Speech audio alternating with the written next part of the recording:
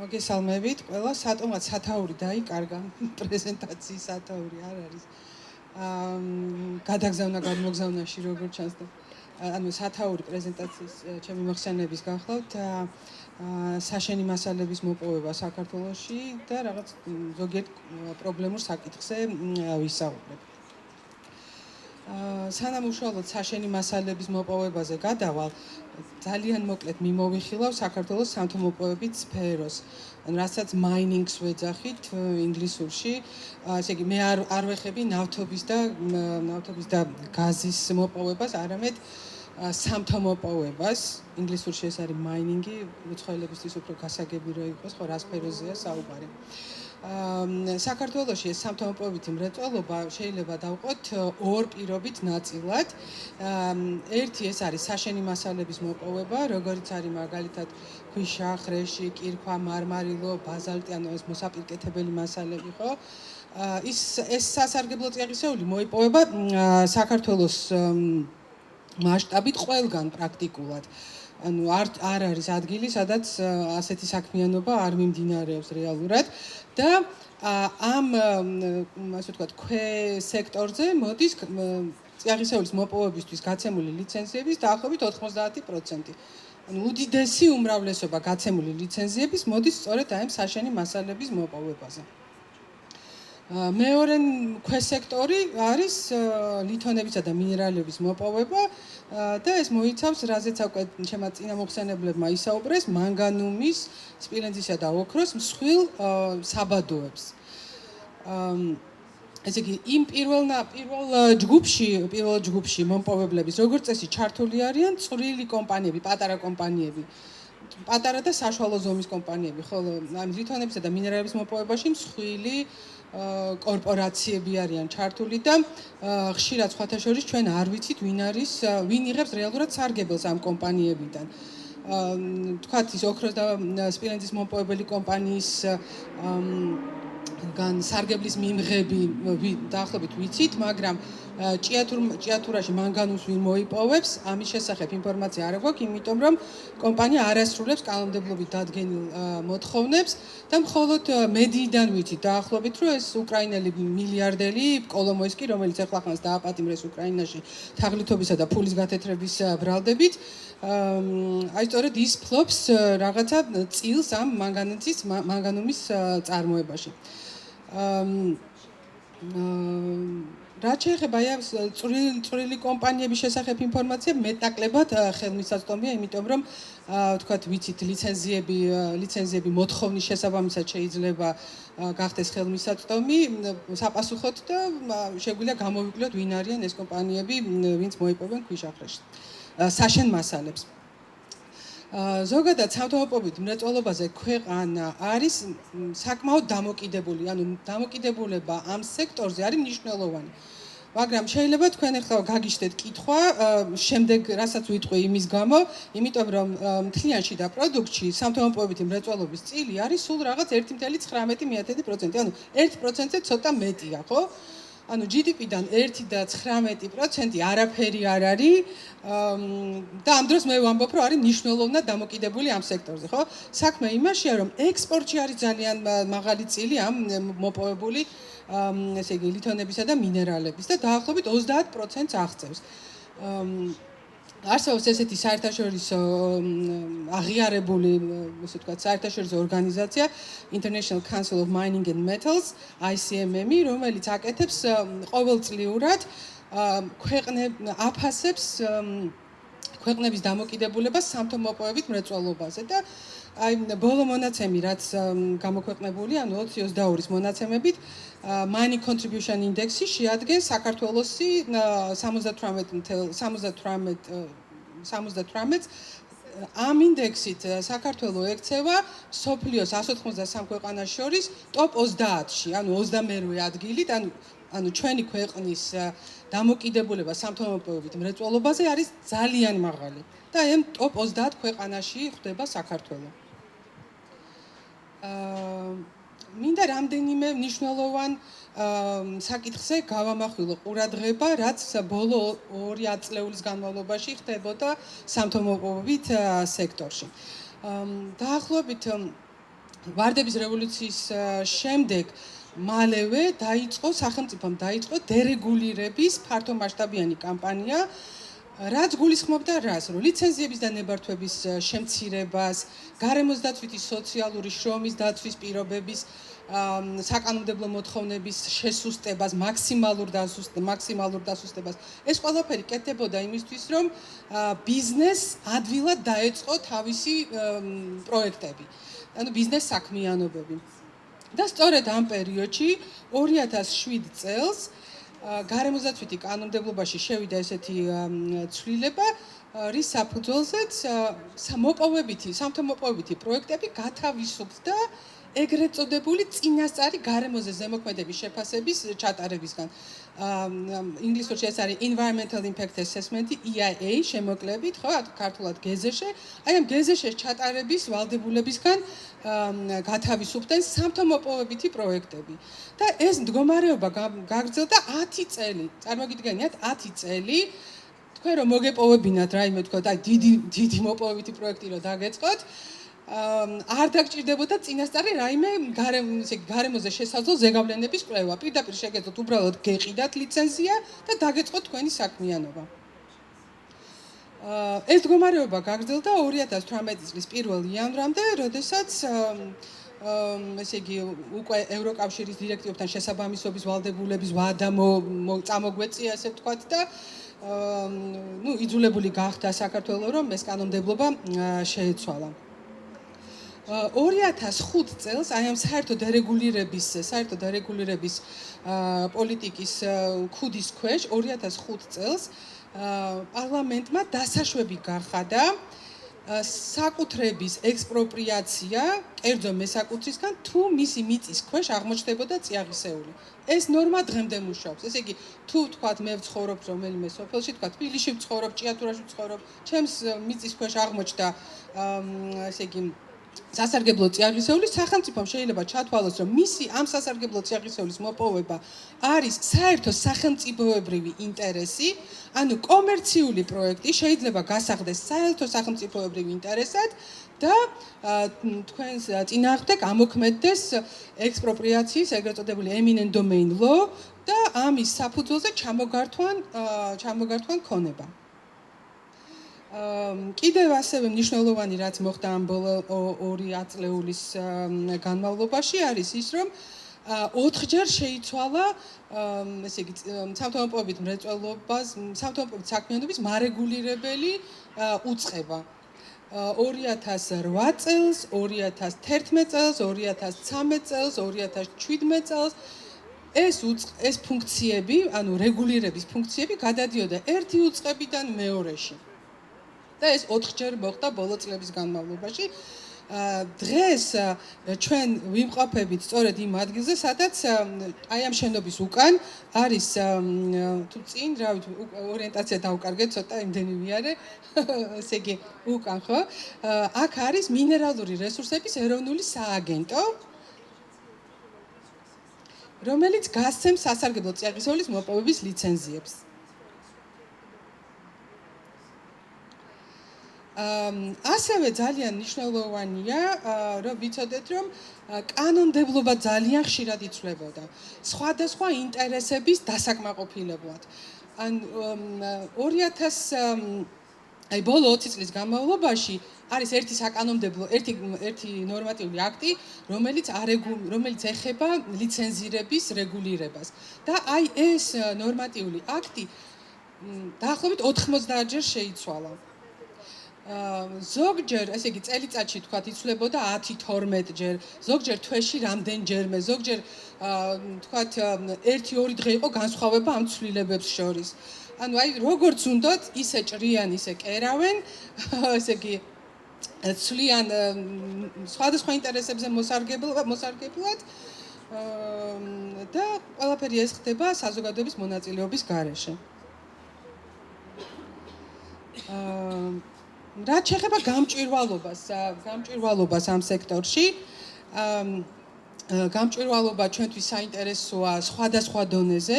ერთი გამჭვირვალობა ლიცენზირებისას, გამჭირვალობა სტრატეგიული დოკუმენტების მიღებისას და გამჭირვალობა კანონმდებლობის შემუშავებისას და მიღებისას, ხო? როდესაც ჩვენ ვსაუბრობთ სასარგებლო წიაღისეულის ლიცენზირებაზე, აქ უნდა ვიცოდეთ, რომ როგორ გაიცემა ზოგადად სასარგებლო წიაღისეულის ლიცენზიები საქართველოში. გაიცემა ონლაინ აუქციონების საშუალებით. ანუ ფიზიკურადაც კი არ ტარდება რამე შენობაში, ონლაინ აუქციონების საშუალებით კომპანიები ყიდულობენ სასარგებლო წიაღისეულის ლიცენზიას და საზოგადოებას და მათ შორის ამ პროექტების ზეგავლენის ქვეშ მოქცეულ მოსახლეობას არ აქვს არანაირი შანსი ზეგავლენა მოახდინოს ამ პროცესზე.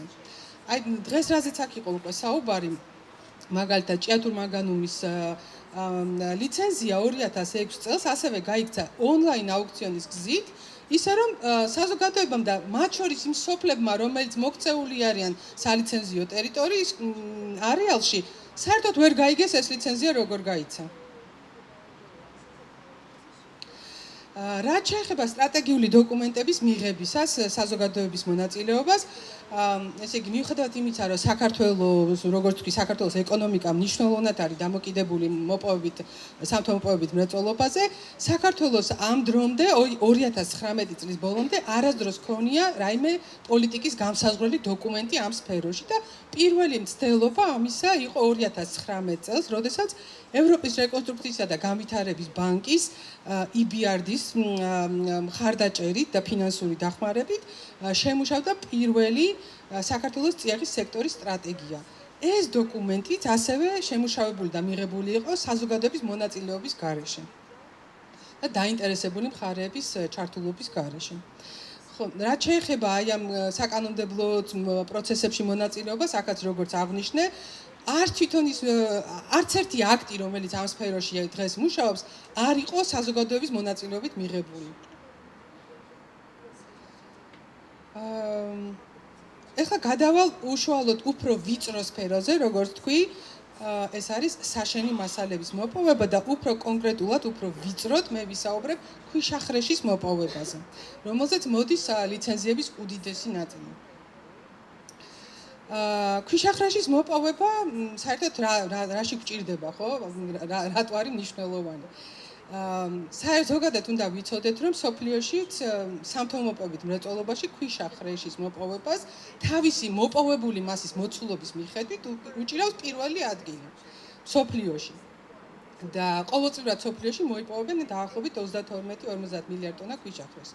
ასევე უნდა ვიცოდეთ, რომ ქვიშახრეშის მოპოვება აღიარებულია კორუფციისადმი მოწყვლად ყველაზე ესეთ კორუფციისადმი მოწყვლად სექტორად მთელ სოფლიოში.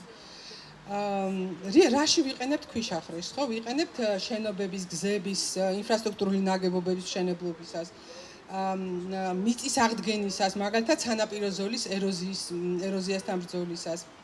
ასევე ხდება ქვიშახრეშის მოპოვება მდინარეების კალაპოტებიდან მათი ეგრეთ წოდებული გაჯანსაღების მოტივით, აი როდესაც იწყება წყალმოვარდნები, ვთქვათ ადიდება, როდესაც ხდება მდინარეების, მაშინ განსაკუთრებით ბევრი ქვიშახრეში ჩამოაქვს მდინარეებს და ესე იგი მოპოვება ხდება იმისათვის, რომ წყალს მიეცეს საშუალება უფრო თავისუფლად იმოძრაოს მდინარის კალაპოტში, ხო? ამას ეძახიან გაჯანსაღებას, თუმცა რამდენად რეალურად ეს გაჯანსაღება ეს სხვა საკითხია. ასევე ვთქვათ ხდება ქვიშახრეშის მოპოვება მდინარეებიდან მათი სანაოსნოდ გამოსაყენებლად. და ასევე კიდევ ერთი გამოყენება აქვს ქვიშახრეს, რატო ხდება მდინარეებიდან ქვიშახრეშის მოპოვება? ეს არის ალუვიური ნალექებიდან ოქროს მოსაპოვებლად.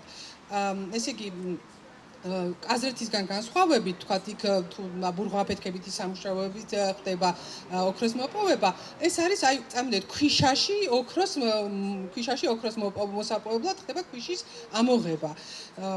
და ასეთი ადგილი სხვათა შორის საქართველოშიც გვაქვს, სვანეთში იყო გაცემული ლიცენზია ჩინურ კომპანიაზე, ჰქონდა ამ ჩინურ კომპანიას მცდელობა, რომ დაეწყო მოპოვებითი სამუშაოები, მაგრამ სვანეთის მოსახლეობამ სერიოზული პროტესტი გამოხატა ამის გამო და ჯერჯერობით კომპანიამ ესე ვთქვათ ვერ შეძლო ასე იგი ოქროს ქვიშრობული წესით მოპოვება სვანეთში. ეხლა კიდევ რა არის მნიშვნელოვანი, რომ ვიცოდეთ ამ ქვიშახრეშის მოპოვებასთან დაკავშირებით, რომ ესე იგი საბადოები ბევრია, ქვიშახრეშის საბადოები ბევრია და იაფია მათი მოპოვების ტექნოლოგია. ამიტომ ხარჯები დამოკიდებულია როგორც წესი იმასთან, ანუ ხარჯების ძირითადი სიძვირე განპირობებულია ტრანსპორტირების ხარჯებით. ხო? ამდენად ყველა ცდილობს, რომ მოპოვების ადგილები ახლოს იყოს ბაზართან ან იმ პროექტთან, სადაც ხდება ქვიშახრეშის მოპოვება.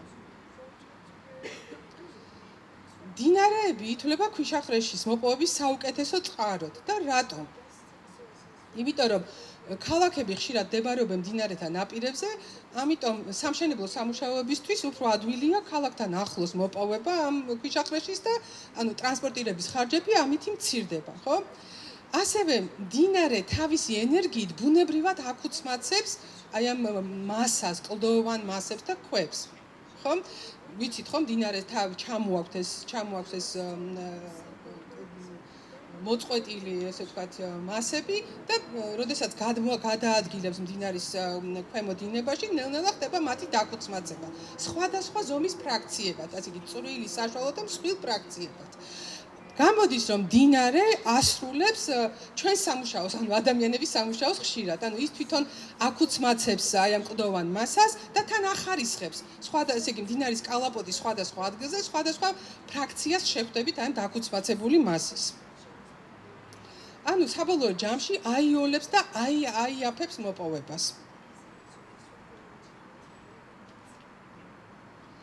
და ამდენად ითვლება, რომ ქვიშახრეშის მოპოვება არის იაფი. რაც რეალურად არ შეესაბამება სინამდვილეს, იმის გამო, რომ ქვიშახრეშის მოპოვებისას რეალურად, ანუ რა ფასაც ლიცენზიანტი იხდის და რა ფასაც ჩვენ ვიხდით მერე აქ გამოყენებული ინფრასტრუქტურით, ის არ შეესაბამება გარემოსთვის და მოსახლეობისთვის მიყენებულ ზიანს. ანუ ის არ ითვალისწინებს იმ ფასს, რასაც ჩვენ ვიხდით გარემოს დეგრადაციის გამო. არ ხდება ხარჯების გარემოსთან დაკავშირებული და მოსახლეობაზე ზეგავლენის ხარჯების ინტერნალიზება ფასში.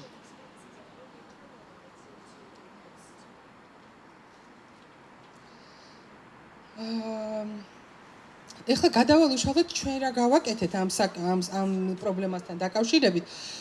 ჩემი ორგანიზაციის წვანი ალტერნატივას, ესე იგი, ძირითადი სამუშაო, ძირითადად კონცენტრირებული იყო მსხვილ მომპოვებლებზე, როგორც არის ჭიათურა და ესე იგი, ოქროს და სპილენძის მოპოვება ბოლნისა და დმანისში.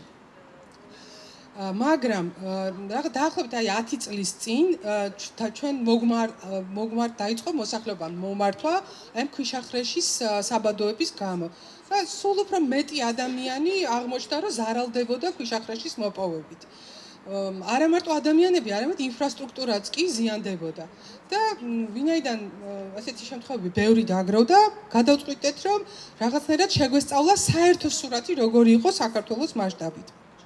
და ჩვენ ამისათვის, ესე იგი, შევისწავლეთ 130-მდე გაცემული ლიცენზია დასავლეთ საქართველოსა და აღმოსავლეთ საქართველოში. აი აქ არის უბრალოდ ჩამოთვლილი ის ადგილები, სადაც ჩვენ გაცემული ლიცენზიები შევისწავლეთ. ეს იყო, ესე იგი, ქვიშახრეშის მოპოვება მდინარე სუფსაზე, იორზე, მტკვარზე, თბილისში, დიღმის ჭალებში, რიონზე, სადაც ხდება ზუთხისებრთა სატოფო არეალები, მნიშვნელოვანი გამრავლების არეალები. კვარციანი ქვიშის მოპოვება საჩხერეში, კირქვის მოპოვება დედოფლის წყაროსა და მარტვილში და კასპის მუნიციპალიტეტში. ანუ ეს ის ადგილებია, სადაც არის განსაკუთრებით ბევრი ლიცენზია თავმოყრილი ერთად. და ის 130 ლიცენზია, ესე ვთქვათ, ლიცენზიის შესრულების მდგომარეობა შევისწავლეთ როგორც დოკუმენტურად, ისე ადგილზე. ასევე შევისწავლეთ პოლიტიკა და ამ სფეროში მოქმედი პოლიტიკა და კანონმდებლობა და გავაკეთეთ სახელმძღვანელო მოქალაქეებისთვის დასახმარებლად, ესე ვთქვათ, თუ ისინი დადგებიან პრობლემების წინაშე ქვიშახრეშის მოპოვების პროექტების გამო, რას უნდა მიაქციონ ყურადღება და რა უნდა გაითვალისწინონ, ხო? ყველა ეს ჩვენი ნაშრომები სხვა გამოქვეყნებულია ჩვენი ორგანიზაციის ვებგვერდზე, ოღონდ სამწუხაროდ ინგლისურად არ არის, მხოლოდ ქართულად არის ხელმისაწვდომი. მე მინდა გაჩვენოთ ეხლა რამდენიმე სურათი და მე აღწერ უკვე ზეგავლენებს, ხო? აი ეს არის მდინარე იური და ესე იგი ასე ჩანს დაახლოებით, როდესაც გაივლით ამ მიმდებარე ტერიტორიაზე, აი გადათხილ მდინარეს დაინახავთ. ეს არის ზეთხედი. ისევ მდინარე იორია. ჩვენ სხვათა შორის ამ საკითხებთან დაკავშირებით თანამშრომლობთ გამომძიებელ ჟურნალისტებთან და არაერთმა გამომძიებელმა ჟურნალისტმა უკვე გააკეთა თავისი სიუჟეტი თუ სტატია ქვიშახრეშის მოპოვებასთან დაკავშირებულ პრობლემებთან და აი ეს ფოტოც სწორედ ერთ-ერთი ასეთი გამოძიებიდან არის აღებული. ესეც არის მდინარე იორი კახეთში. ხედავთ როგორ არის მდინარის კალაპოტი გადათხრილი და თან ეს ესე იგი ძიმე სატვირთო მანქანები თვითონ მდინარის კალაპოტში შედიან და იქიდან გამოაქვთ. რაც ასევე სხვათა შორის დარღვევა არის. არ შეიძლება რომ ძიმე ტექნიკა შედიოდეს ასე მდინარეში და ესე ვთქვათ აწარმოებდეს შიგნით საქმიანობას. აი ეს არის ზეთხედი, ეს არის სოფელი ხაშმი, კახეთთან შეხება თუ გაქვთ თუ ყოფილხართ იქ, ხაშმი ერთ-ერთი დიდი სოფელია, ხაშმის მიმდებარე ტერიტორია. ესე იგი ძალიან ბევრი ლიცენზია, წვრილი ლიცენზიებია გაცემული, ოღონდ ძალიან ბევრი და აი წარმოიდგინეთ, ეს არის სოფელი და სოფლის მიმდებარე ტერიტორია ესეთი დეგრადირებულია.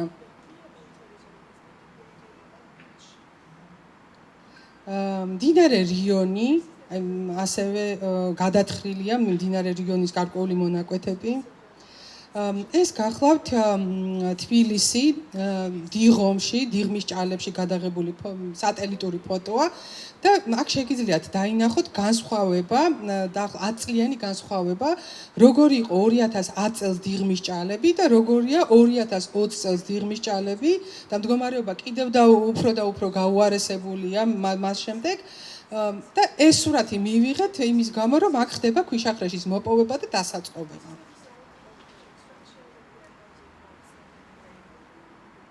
ეს გახლავთ მდინარე ქსანი. აი ნახეთ ეს ჩამოჭრილი ფერდობები მდინარის. მდინარე სუფსა გურიაში. ზოგიერთ მონაკვეთზე ჭაობებია რეალურად, აი ქვიშიანი ჭაობებია სუფსაზე. მდინარე ნატანები ასევე გურიაში.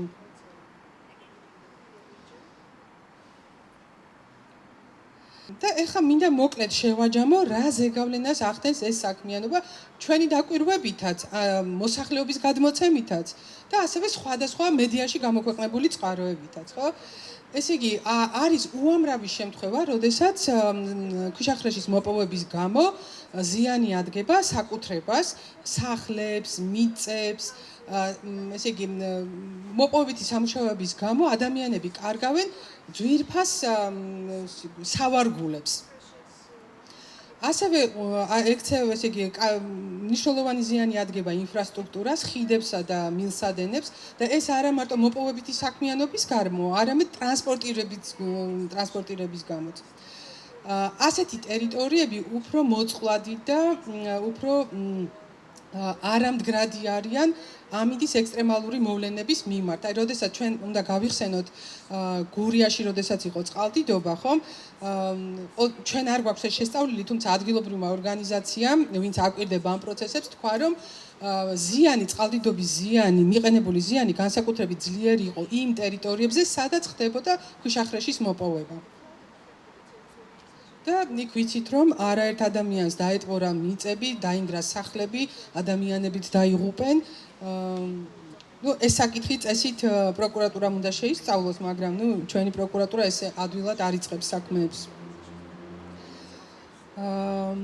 ასევე ქვიშახრეშის მოპოვება მნიშვნელოვან ზეგავლენას ახდენს ზედაპირულ და მიწისქვეშა წყლებზე, ამცირებს მათზე ხელმისაწვდომობას, ამცირებს შემოსავლებს, მათ შორის სოფლის მეურნეობიდან, თევზჭერიდან და ტურიზმიდან.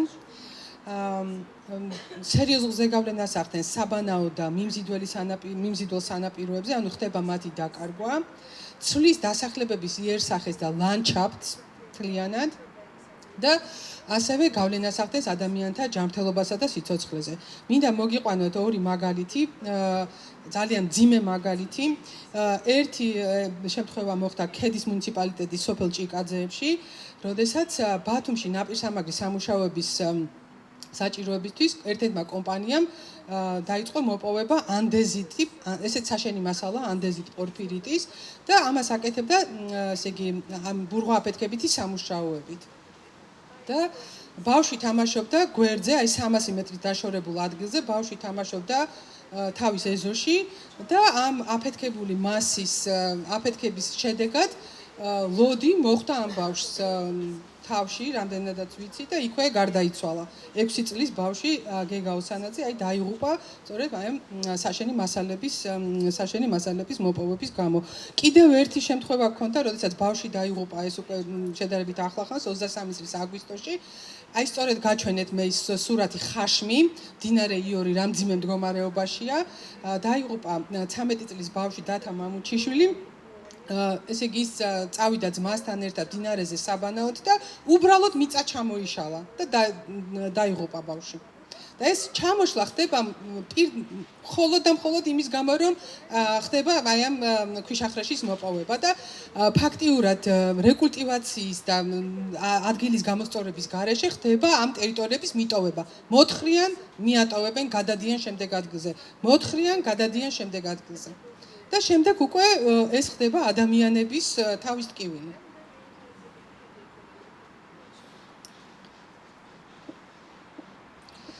რაც შეეხება გარემოზე ზეგავლენას, ხო? აქაც სხვადასხვა ზეგავლენების შეგვიძლია ჩამოვთვალოთ. თუ ვთქვათ პირველ შემთხვევაში ესე ვთქვათ, რაც ჩამოვთვალეთ სოციალურ-ეკონომიკური ზეგავლენა, ეს დადასტურებულია და ბევრი ადამიანი ამაზე გვესაუბრება. რაც შეეხება გარემოზე ზეგავლენას, ამაზე სამწუხაროდ სისტემური დაკვირვება და მონიტორინგი არ ხდება. ჩვენს ვთქვათ გარედან არასამთავრობო ორგანიზაციებს უბრალოდ ამის ტექნიკური შესაძლებლობები არ აქვს. თვითონ სახელმწიფო უწყებები სისტემურად ამას არ აკეთებენ და თქვა ჩვენი ბრძოლის მიზანიც ერთ-ერთი სწორედ ეს გახლავთ, რომ რაღაცნაირად შეიცვალოს სიტუაცია ამ სფეროში, ხო? აი ხა მე რასაც ჩამოთვლი, ეს საყოველთაოდ აღიარებული ზეგავლენებია და მათ შორის საქართველოში თავისუფლად მოხდებოდა, ესე ვთქვათ. ეს არის სხვადასხვა სახეობის და სანაპირო ჰაბიტატების განადგურება. ბენთოსური ორგანიზმები ეს არის ფსკერზე მცხოვრები, მდინარის კალაპოტში ფსკერზე მცხოვრები ორგანიზმების დაკარგვა. თევზის გამრავლების მიგრაციის შეზღუდვა, პოპულაციების შემცირება. გამდინარე წყალში მცხოვრები სახეობების ჩანაცვლება, მდორე წყალში მცხოვრები სახეობებით, ეს სერიოზული ჩვენ შეიძლება ეს მოგვეჩვენოს ეს თქო უმნიშვნელოდ, მაგრამ ეკოსისტემებისთვის ეს არის სერიოზული ცვლილება. ადგილობრივი სახეობების გაქრობა და ინვაზიური სახეობების გავრცელება. ცხოველთა კვების ჯაჭვის სტრუქტურის ცვლილება, წყალში ჟანგბადის შემცირება, რის გამოც ასევე თევზები იღუპებიან ხშირად.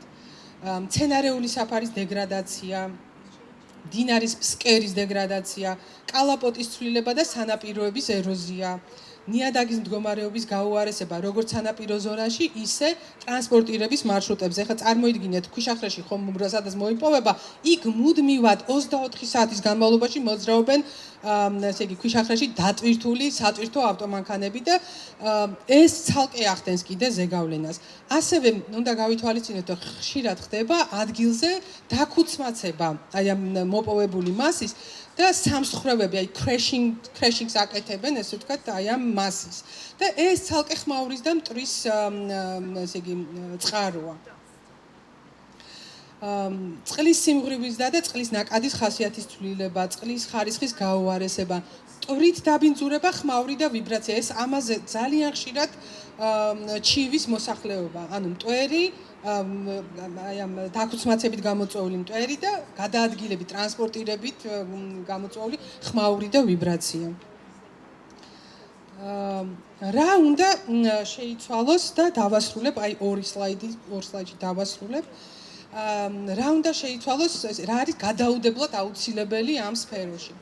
ესე იგი, პირველი და უმნიშვნელოვანესი ეს არის ის, რომ უნდა გახდეს გამჭვირვალე გადაწყვეტილებების მიღების პროცესი ყველა დონეზე. მე ჩამოვთვალე ხო ლიცენზირება, პოლიტიკის დონე და ასევე საკანონმდებლო პროცესები. განსაკუთრებით ტკივნეულია ლიცენზირების პროცესი. და აი ისევ ვამბობ, ჭიათურაში დღეს ეს სიტუაცია და პარლამენტის წინ მოშიმშილეები არ გვეყოლებოდა, 2006 წელს იმ ადამიანებს რომ გაეგოთ რა ელოდებოდათ მათ.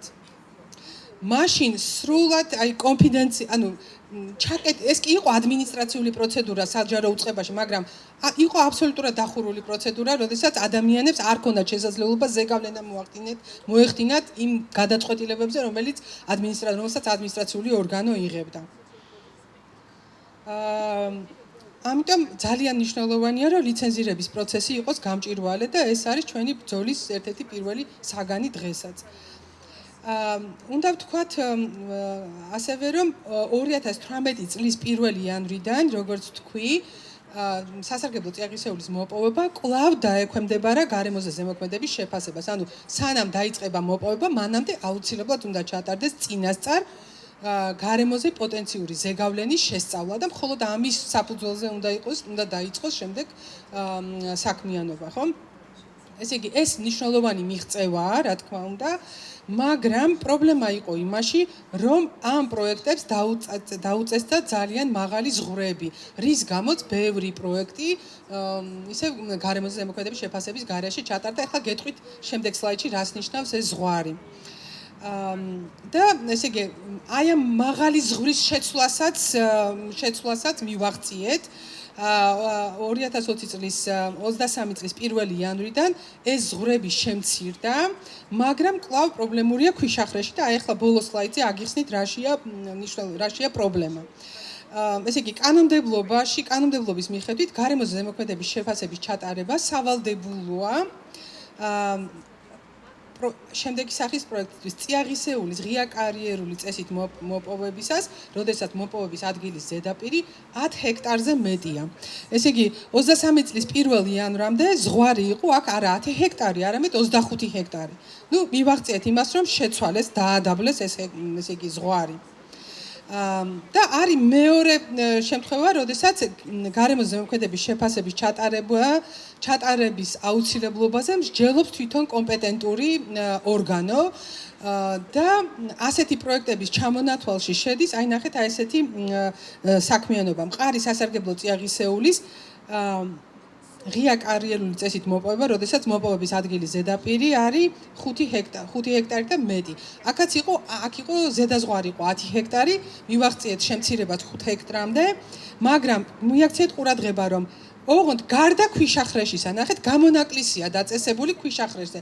ანუ ქვიშახრეშის მოპოვება ესე იგი, ეს რეგულირება არ ვრცელდება ქვიშახრეშის მოპოვებაზე. და ჩვენი მიზანი, სხვათა შორის, ევროკავშირის კანონმდებლობა ასეთ გამონაკლისს არ უშვებს და ჩვენ ამ შემთხვევაში წინააღმდეგობაში მოვდივართ ევროკავშირის კანონმდებლობასთან და ამას ჩვენ არგუმენტათაც ვიყენებთ, ესე ვთქვათ, დისკუსიებისას, რომ აი ჩვენ აუცილებლად უნდა მოვიდეთ ევროკავშირის კანონმდებლობასთან შესაბამისობაში და აი ჩვენი ბრძოლის ერთ-ერთი საგანი დღეს არის ის, რომ აი ეს ფრჩხილებში გარდა ქვიშახრეშის აღარ იყოს და ქვიშახრეშზეც ასევე გავრცელდეს წინასწარი გარემოსდაცვითი კვლევის ჩატარების ვალდებულება. და ამით დავასრულე. მადლობა.